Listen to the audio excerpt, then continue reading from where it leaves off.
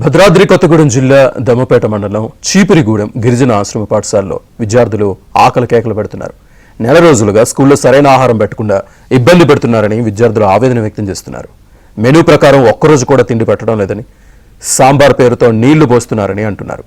కుళ్ళిపోయిన అరటిపళ్ళు ఇస్తున్నారని, గుడ్లు కూడా పెట్టడం లేదని, కనీసం స్నాక్స్ విషయంలో కూడా దగా చేస్తున్నారని అన్నారు.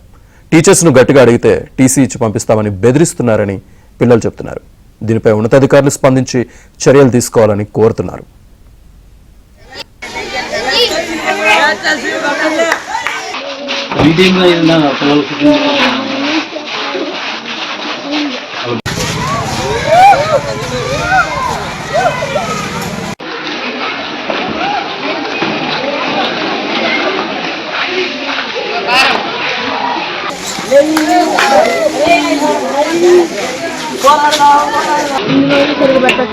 మెనూలో ఉన్నాయి పెట్టలేదా?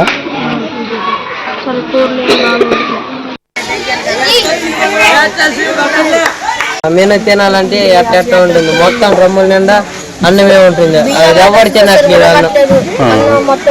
అన్నం అసలు ఉడకట్లేదు. 100 రూపాయలు వేస్తున్నారు.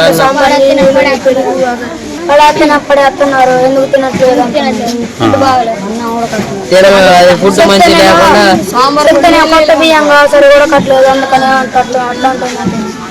కొత్త బియ్యం అందుకని అంటే ఎగ్ బజ్జీనే ఇవ్వట్లే, అసలు సరైన మెనూ లేదు. Snacks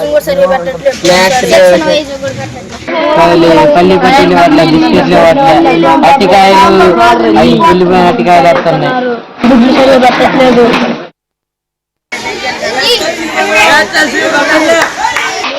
meeting